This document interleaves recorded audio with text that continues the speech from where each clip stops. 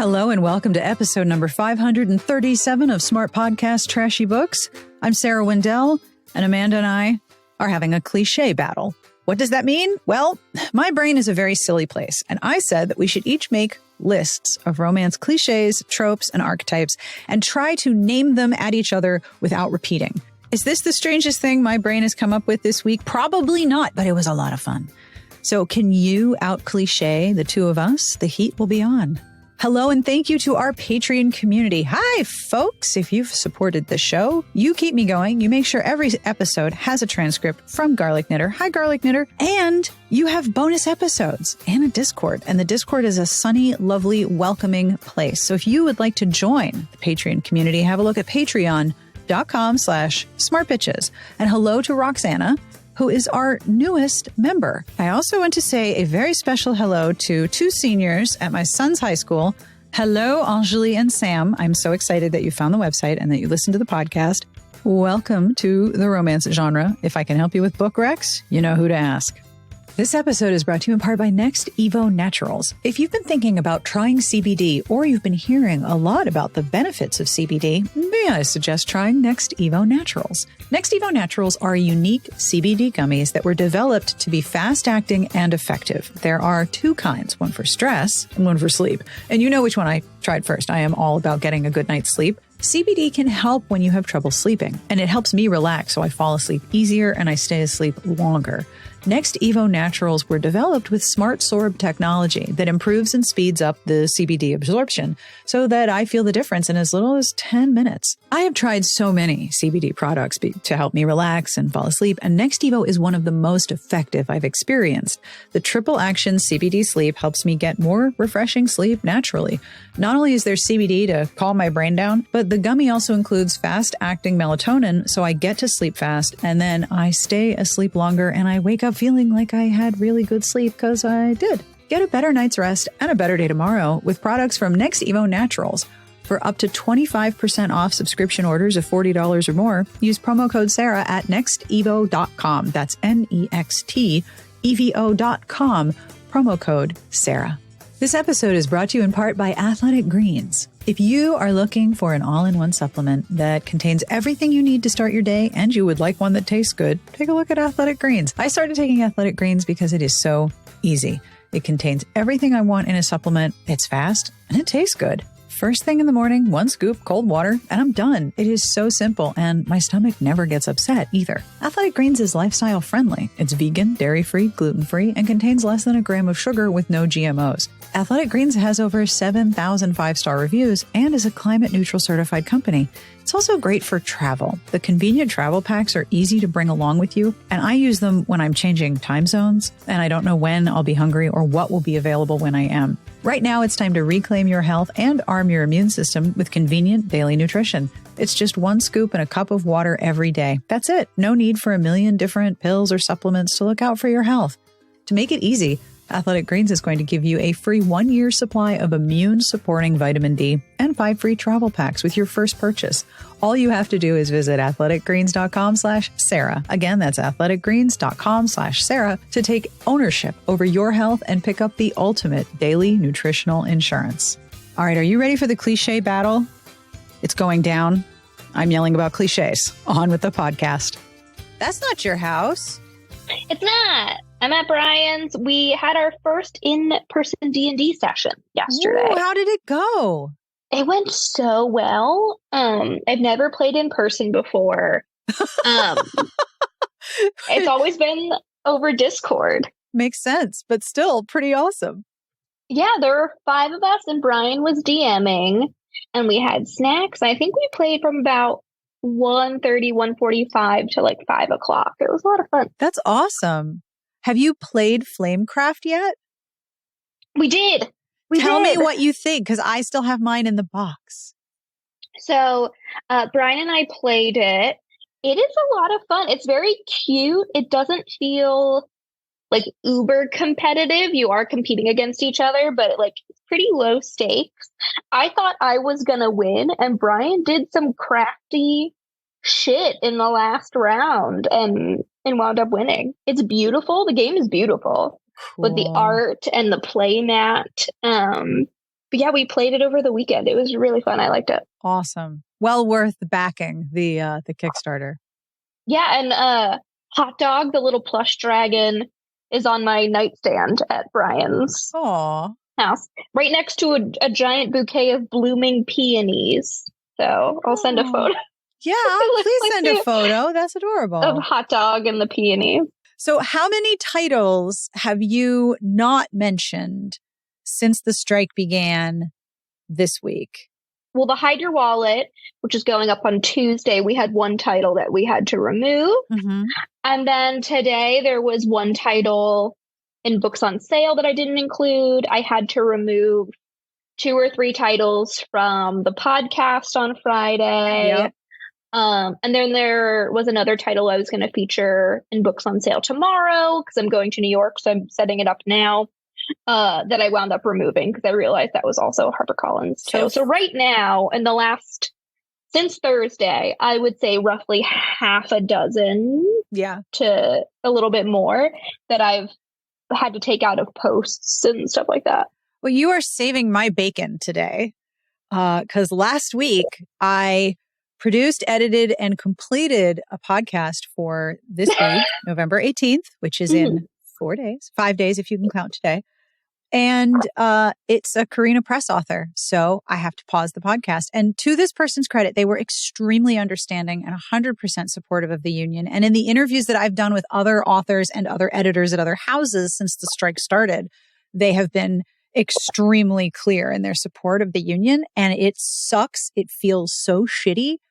But I won't cross the picket line. So I'm pausing the episode until there is an agreement, and I won't cross their picket line. This is what they've asked. This is what we'll do. You are saving my bacon because I need this episode for this week. Usually I don't record week of. Yeah. This is a holdover from having had toddlers, right? You make all these plans, right? You think you've planned out your week, and then somebody's going to throw up. Somebody's going to get a fever. Somebody's going to miss school, and all of your plans are gone. So I try very hard not to leave things to the last minute because last minute does not go well. So this is very close for me. It's like 4 days, but it's very close to me. Yeah. So thank you for saving my bacon today. No problem. And look, not to brag, but I'm an easy edit. Yeah, for the most part, very easy. So we are going to do a challenge. Yes, which I should have asked the rules beforehand. I will explain the rules. Yeah, what's the difference? What's the difference between a cliche and a trope, or are they the same thing? We're going to go with the same. So here are the rules. We each have a list of cliches and tropes and things that are commonly found in romance. And we're going to go back and forth. So I'm going to name one. We can't repeat. And if you say one that's on my list, I have to take it off. Yeah. And if I say one that's on your list, you have to take yours off. And first one to run out loses. Yeah. Okay. Yeah. So for example, here are some examples of good cliches and tropes that I like that as a sample. Kissing in the rain. Always good. Mm-hmm. Food and drink sharing or caretaking. But there are some that are just abysmal and I am ready. All right. Do you want me to go first? I can go first. Okay. Go for it. I'm listening. I went more like cliche wise, but I can rattle off tropes, so that's fine. He or she released a breath they didn't know they were holding. Oh, well played. An excellent opening salvo. I am deeply impressed. Well played. Okay. Orgasms have cured her insert ailment here. Now, when I was doing research, because I wasn't sure if this had a proper name, I did find on Reddit this called magic healing cock, which is heteronormative and is very specifically tied to male appendage. But I want to call out a specific comment by a Redditor named Goosebook, quote, "I'm not Scrooge. I think fanfic can have a little magical dick as a treat." So there you go. Orgasms have cured her problems. One good orgasm and you're all good. Another one I had was someone was kissed or borked senseless. Ooh. Like she gets kissed and she can't think straight? Yeah. Oh, yeah. I've read that before. Okay. I hate all women because one particular woman was terrible. Because listen, y'all, if women did that for shitty men, birth rates would plummet. But in a romance, one woman being terrible is enough for the hero to write off all women. And it's fine. No one calls him out on being a misogynist tool. I have a similar one. So I don't know if this is similar. I have a follow-up. Okay. But I also had a woman swearing off any man from a certain profession. Oh, I think that's related, but not the same. So that's worth a point. It's like, I was, my heart was broken by a fireman, so I'm never dating another fireman again. Now, I understand it if someone is trying to avoid a person who is in a career path that for them has meant not great things. Like my dad was okay, so obviously the first responder professions, this comes up a lot. Yeah. My dad was an accountant and I never saw him between February and April. And I'm not willing to lose 2 months of my life to account. Yeah. Anyone who's listening who's an accountant, you're fabulous. I'm not actually serious that this applies to you. This is the reasoning is like, I was broken up with by someone who works this job. Yes. My barista broke my heart, so I've never been to Starbucks again. No more baristas. I can't ever have another cup of coffee. Yes. Okay. Every heroine has a flat stomach. Oh, a tight tummy. Yes. And her flat stomach, always. Why? That's something I wish we could get rid of in the genre altogether. This very low key, but consistent anti-fat bias. I even remember older Jude Deveraux novels where like the heroine, like for example, in Knight in Shining Armor, she goes back in time and she's not eating as much. And she starts talking about how she has interesting hollows in her cheeks. And I'm like, you're starving. You are undernourished. This is not sexy. The first heroine or like the first author that I remember reading who was like, my heroines unabashedly love food. And that's okay. Is Jennifer Cruzy. Jennifer Cruzy has some women who love food. They're not flat tummies necessarily. Nope. That was one of the first one I remember. I remember I even remember that making such an impression on me that like donuts were the thing, right? The heroine in, I think, Bet Me loves donuts. Like I even remember the food. All right. So tangentially related to flat tummies. Is they have flat tummies, but they also have curves in all the right places. Where are the right places? But what's a wrong place to have a curve? Like a goiter on your neck? Yeah. Like what is the wrong not places? Allowed to have curves? One of the greatest things I did this summer, this is a shade TMI, I apologize. One of the greatest things I did this summer is when we were on vacation, we went to nude beaches. If you want to get over your body images, just be around lots and lots of naked people. We are all so interestingly funny looking and each in our own individual ways. Everyone looks different and everyone is fine. I went to a clothing optional swimming hole in Texas. Ooh, it's fun, right? Yeah, I did. It's called Hippie Hollow.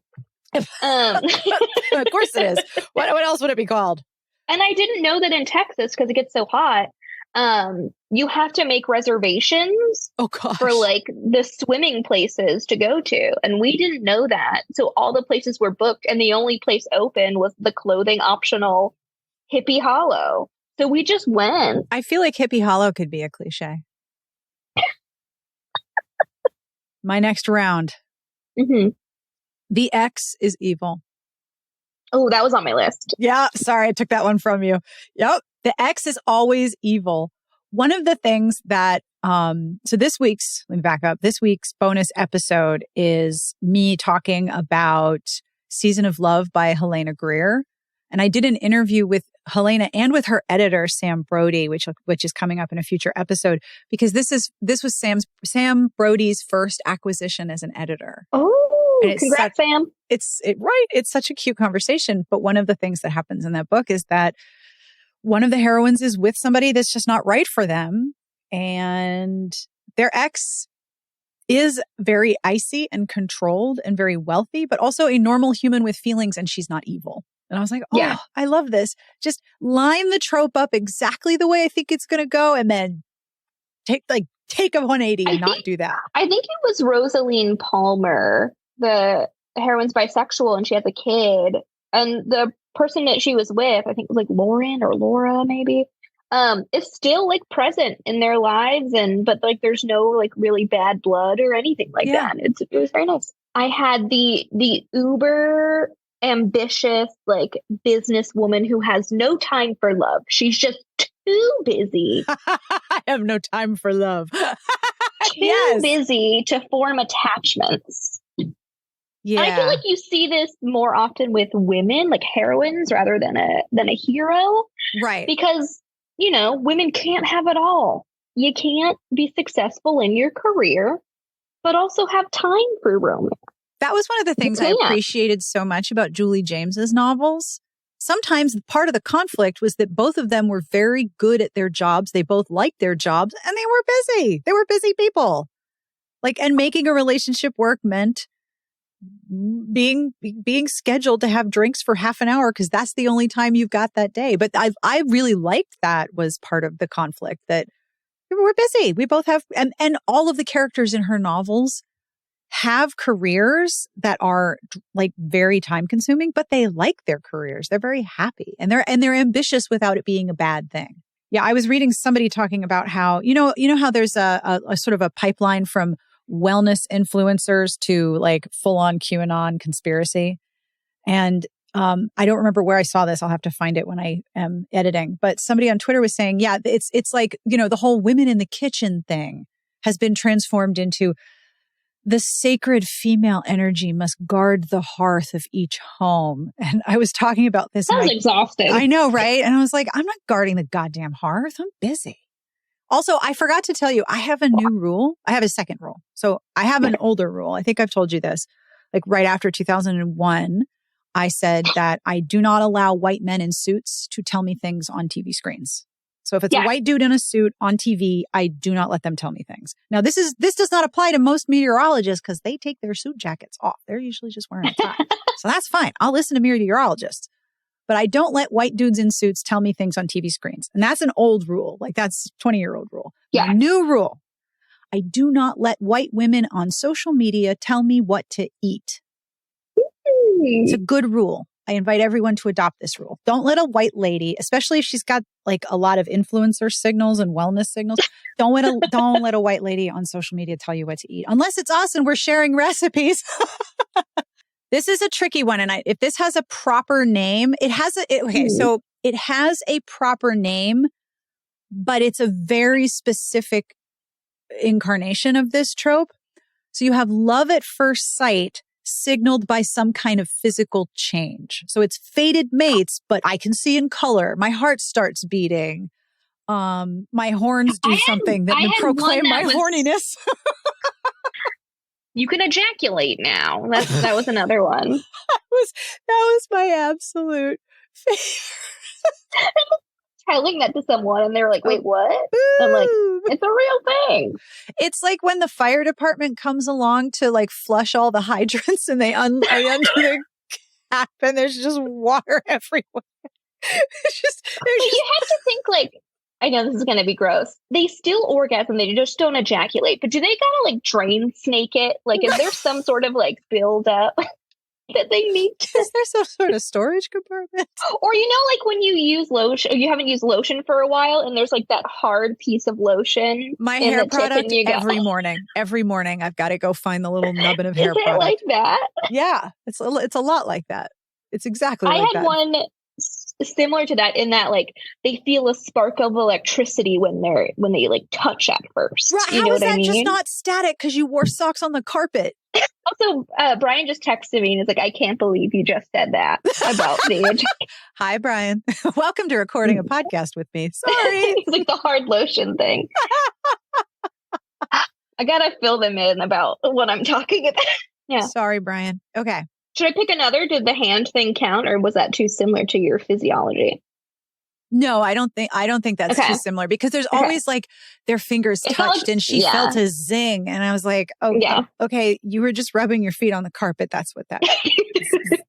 I don't think this has a proper name. But this is a trope that's in romance and in a lot of movies, and I hate it so much. If I keep bothering her, she'll change her mind. That's also in real life. Oh, for sure. And it's often, sometimes it's like, it's called pining, or he yearns for her in the cover copy. And then you get into the book and I'm like, no, this is actually stalking. If I keep bothering her, she'll change her mind. No, thank you. I have an obvious one. Danger makes me horny. Danger boner. Yes, absolutely. All right, here's a real simple, obvious one. Yeah. Love triangle. No thanks. I feel like we've thankfully kind of moved away a little bit from the love triangle. They were really popular for a while. They really were. And I think that part of that is that it was really obvious tension, right? Does she choose this guy or does she choose that guy? But there was always an obvious choice. Oh, there was always an obvious choice. And it makes me think of, well, first, the biggest love triangle that I remember when all of a sudden teenagers used to get their own TV shows was the Brenda Kelly love triangle on 90210. Like that was, I never watched 90210. Wow. It was extremely 90s. Like I was a General Hospital girl for a while. How many love triangles on General Hospital? I feel like there were a few. Yeah. Well, I mean, it's easy tension, right? Yeah. All right. Twee small town names. Oh, like Hippie Hollow. Hippie Hollow. Like Thistle Spring. Christmas Town. I want a series of romances that are set in like Big Bone Lick State Park, which is in Kentucky. Or my personal favorite, Blue Balls, Pennsylvania, which is down the road from Intercourse, Pennsylvania. Ooh. They're all in Amish country, so no stooping. Oh my God. But yeah, that would be amazing. Twee, the small town name that's sort of like, should we just blame Stars Hollow and Gilmore Girls for this? Yeah, for sure. I will write a small town and I'll name it like Rumble Strip.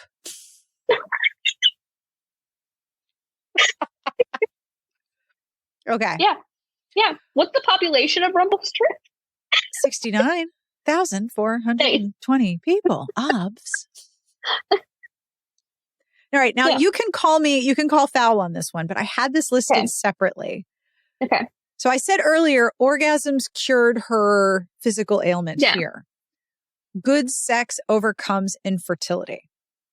Yeah, I don't think they're the same. I don't think they're the same either, specifically because the infertility issues are almost always addressed by like some kind of surprise baby.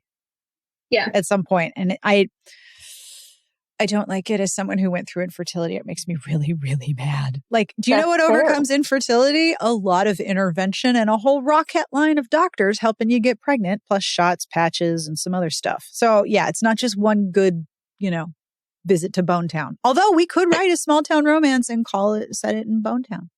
That should be if we ever do a charity anthology, like the Smart Bitches charity anthology, it's going to be Welcome to Bonetown. Welcome to Bonetown. I have the person I just had sex with is now my new boss or teacher. Oh, you got me. Oh, you sunk my battleship. Number 18 on my list. We banged, and now you are my teacher, tutor, power, and balance role. Yeah. Well played. Oh, you got me. Thank you. You got me on that one. All right, let me strike through that one. All right. We must bang so I get her out of my system. Yeah. I read that one a lot, right? Oh, we should just go to Bonetown and then I won't be bothered by pants feelings anymore. Now, I actually want to know, does this work? And is the situation in which this is successful resting on the fact that when they go to Bonetown, it's so bad they never want to see each other again? Like, ooh, that was awful. But my curiosity has been sated and we can move on. Yeah, your room is smelly and the sex was bad. Bye. I work through my trauma by doing kinky stuff in the bedroom rather than seeing a therapist. Yes. I'm trying to look at my list and see if any of those overlap because, yes, I've done that I don't like it. And it's like BDSM is the kink of the emotionally broken. No, all of the people I know who practice BDSM are like super, super good at recognizing boundaries and are deeply emotionally. Communication. Like what? Yeah. All right. This is my, I could rant about this cliche, and I haven't seen it in a long time, thank God, but I could rant about this cliche for hours. I won't, but I could. Any hero who says he has, quote, been too long without a woman, end quote. Remember those guys? Yeah, I'm sorry. Just rub one out in the shower like the rest of the world. You're not entitled to a woman because you have, itchy balls. Come on. Hate that. It's been too long without a woman. Thank you for identifying so many people as a repository. But also, isn't it interesting that there's plenty of like heroines who have like dry spells of like, I haven't dated in years, but like they don't experience the same thing of like. No, they're not entitled to it. Whereas these guys are like, oh, I've been too long without a woman. I should go find a vagina somewhere to put my penis into. Really? That's your thought process? Come on. Wow. So many of these cliches are deeply problematic, misogynistic, and heteronormative, huh? This one's very niche. Ooh, I love so a I good can niche. pick another one. This one, most often in historical, a marriage of convenience, but then the husband fucks right off. And then when he comes back, he's irritated at how well put together the heroine has become, whether in business or running the estate. You did fine without me, so I'm mad. Yeah. Yeah, absolutely. That was one of the major plot lines of the first romance I ever read, which is both appalling and still works on me to this day. Okay. Pursuant to your BDSM statement, being able to sense that someone you have just met is submissive and will like BDSM. Like sometimes it's even like a scent. Like what? The way she ordered that banana bread at the coffee shop. I can tell she's submissive. Like, how do you know? How do you know? I don't understand. All right, your turn.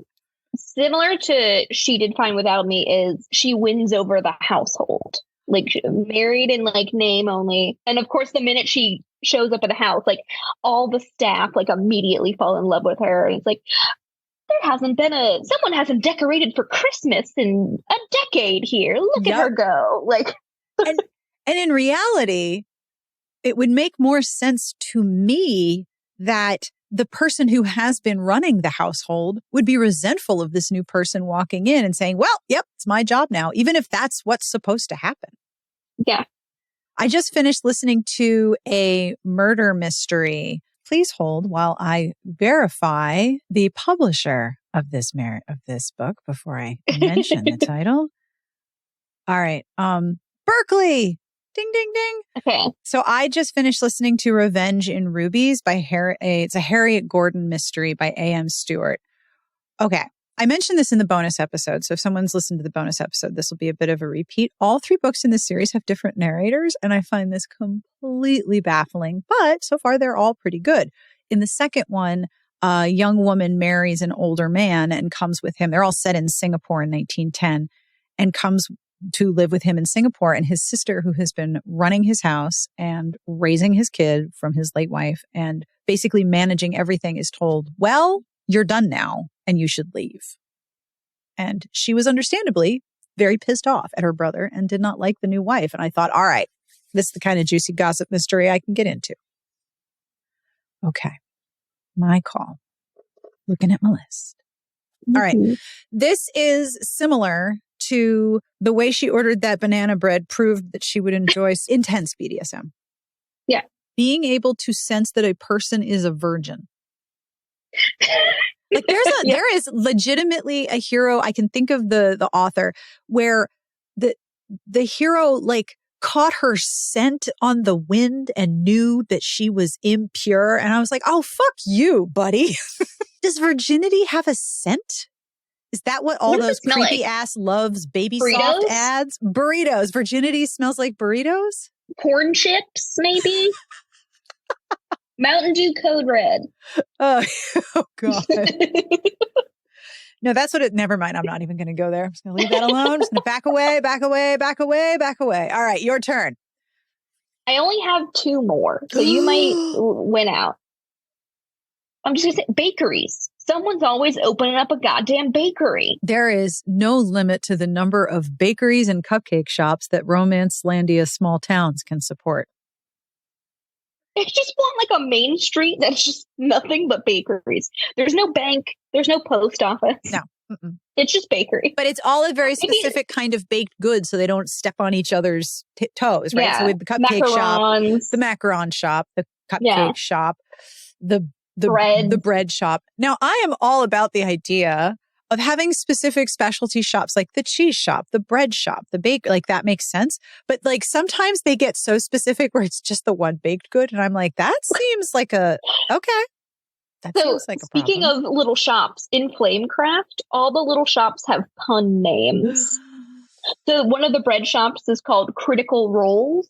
Of course it is. Yeah. Okay. It's great. This is technically 2, but I feel like if I name one, it includes the other. Okay. A one-handed or no-handed orgasm. So that work. So you've read like he somehow reaches down between them and hits the spot exactly right, and then she just goes off like a firework. I'm like, first of all, for sure. Every romance hero has double jointed elbows. This is my theory. But then there's the people where it's like just one journey up the Cinnabar Cavern of Love, and it's like kaboom, that's it. This is where a lot of like sexual myths come from. They make it sound so easy, right? And I'm like, listen, let's be real here. That's not how a lot of people work with their bodies. Okay.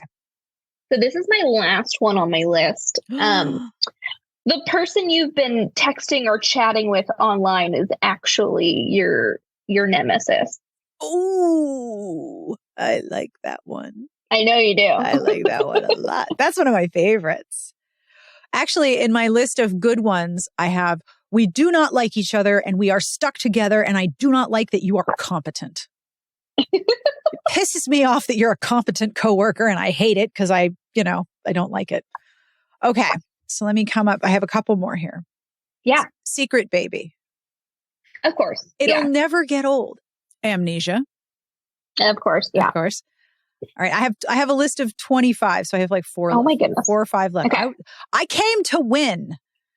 You did. Yeah. And I am familiar with the competitive nature of one Amanda Deal. So I did research. I like purposefully avoided like obvious ones because I was like, I know Sarah's gonna have this one. Oh, I know Sarah's gonna have this one. All right.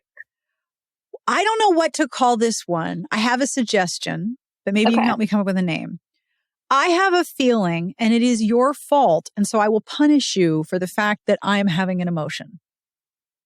Yeah. I call this punitive emotional constipation. Yeah. I've read I don't like that one at all. I've seen several that are like that recently. I'm like, I just can't do this anymore. Like, your feelings are not someone else's responsibility. See, a therapist. Actually, that's number 22. No one mentions therapy, psychological, or medical support. Barely anyone mentions periods either. Like, it's like periods don't exist. There's an older book, 2 dudes and a woman, and she's like, listen, I feel like hell. You guys go hang out. I am not interested. Like, go do some things. 2 words. How many times have you read this? Sex coach. I need you to teach me the ways of the sexing so that I can go and sex this other person. But I do love that one though. Yeah, me too. But it's a very common cliche. Like that one. Like, do you think there is any people like, I know you're not on like Tinder or Bumble or anything like that anymore, but do you think that there are people who are on dating apps who are like, listen, I don't want to date. I just want you to teach me how to go to Bone Town. I haven't come across any in my travels, but no pun intended. The other ones I have here, not like other girls. Ugh, yuck. Not a Okay. fan. Best friend's sibling.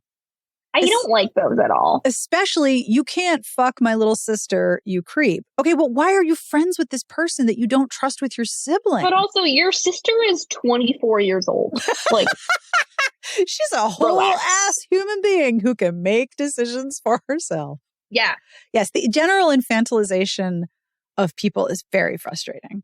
Yeah, it's always the woman. It's never like my brother or anything like that. My little brother.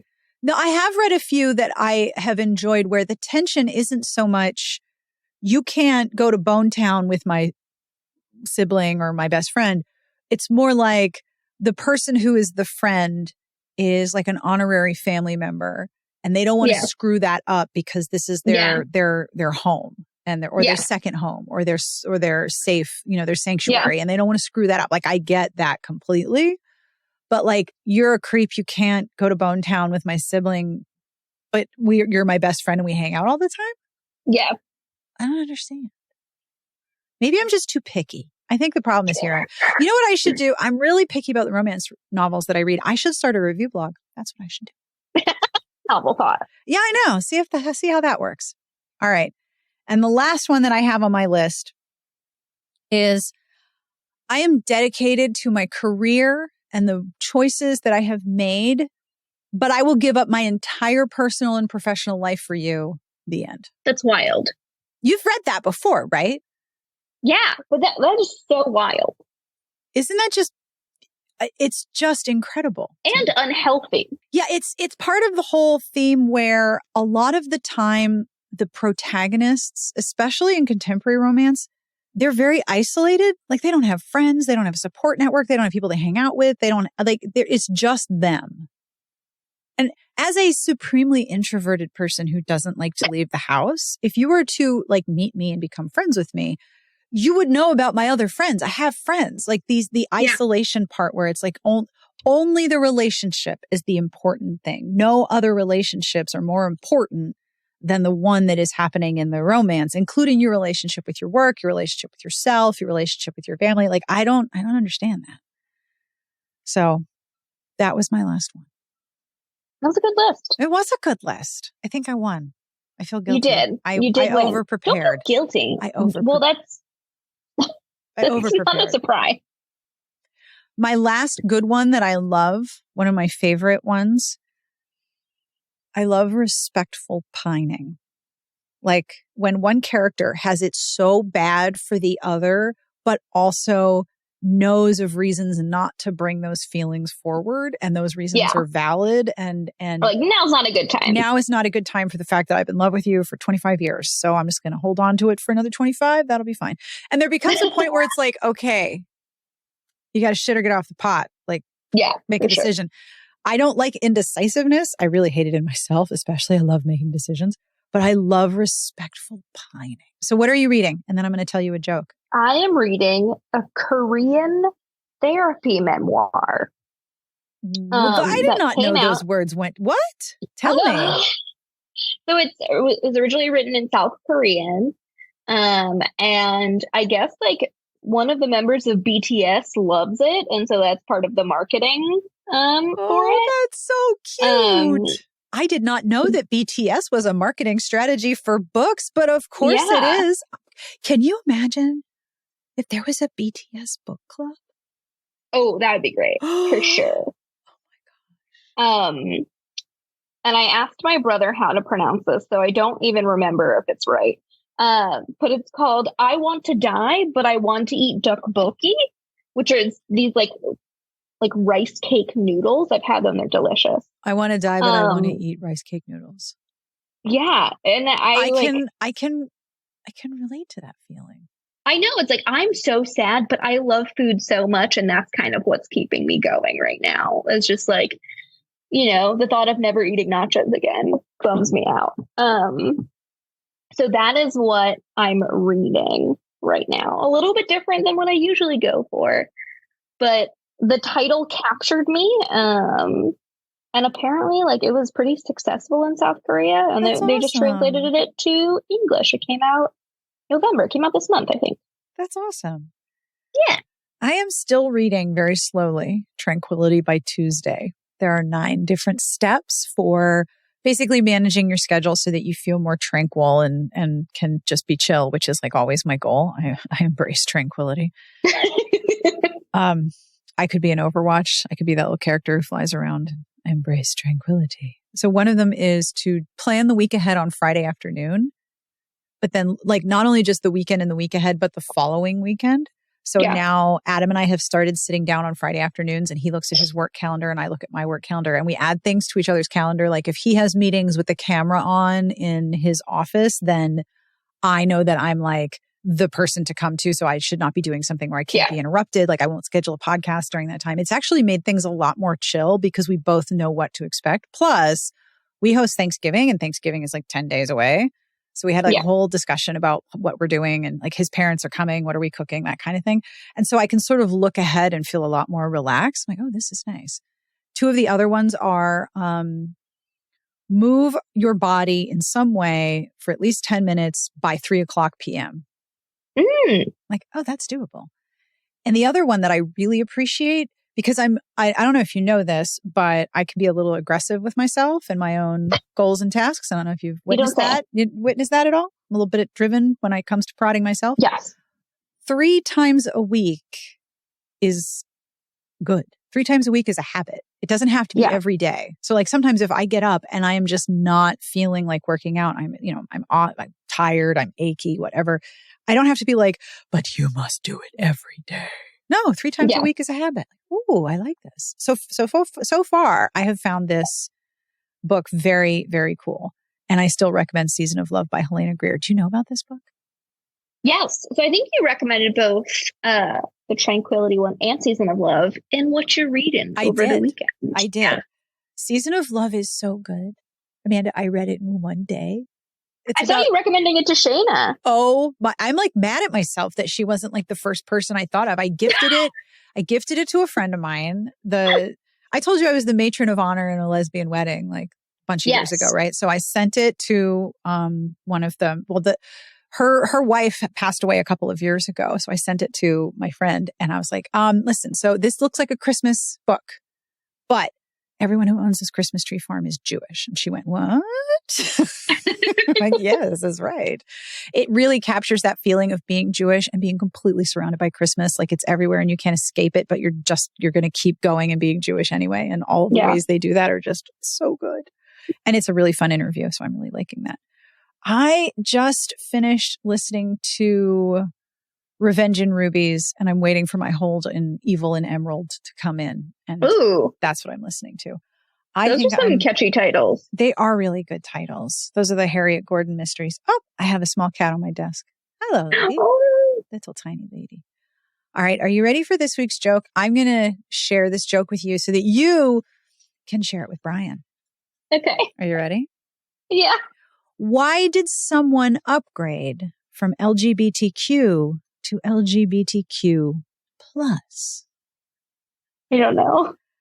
So they could use pronouns rather than standard nouns. It's so bad.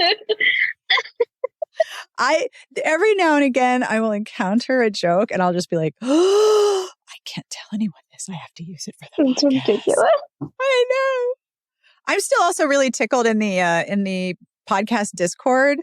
I'm still annoyed that the fans of Niall Horan are not called the Nihilists.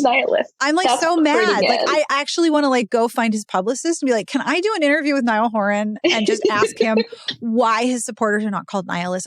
I need to know. What are they called instead? I don't know. It's probably something like Nihilators, Nowerlators, Horny horns. I don't know. Okay, wait. What are Niall Horan's fans called? Oh my God, it just auto-filled. Niall Horan says the official name for his fan base is the Horan Dogs. I don't like that. I like Nihilists better. I don't like that. I like Nile Nation? Nihilers? No, Nihilists. No. How is no one on this? I don't understand. Maybe because most people who are fans of Niall Horan don't know what a nihilist is my guess. Maybe. I mean, it seems kind of obvious to me, but oh well. Yeah. All right. Thank you, Amanda. Thank you. And that brings us to the end of this week's episode. Thank you to Amanda for saving my bacon. I have paused the episode that was meant to run this week, and I will run it in the future. My hope is that the HarperCollins union can come to an agreement with HarperCollins and that the strike will end. But until then, we do not cross picket lines. If you have cliches you would like to challenge us with, or just tell us what your favorite cliche is, we want to know. You can email me at sbjpodcast@gmail.com or Sarah with an H at smartpitchestrashybooks.com. And also, if you are a member of the Patreon and would like to be part of our year-end episodes, check the Patreon feed for information on how to do that. On behalf of everyone here, we wish you the very, very best of reading. Have a wonderful weekend. We will see you back here next week. Smart Podcast Trashy Books is part of the Frolic Podcast Network. You can find more outstanding podcasts to subscribe to at frolic.media/podcasts.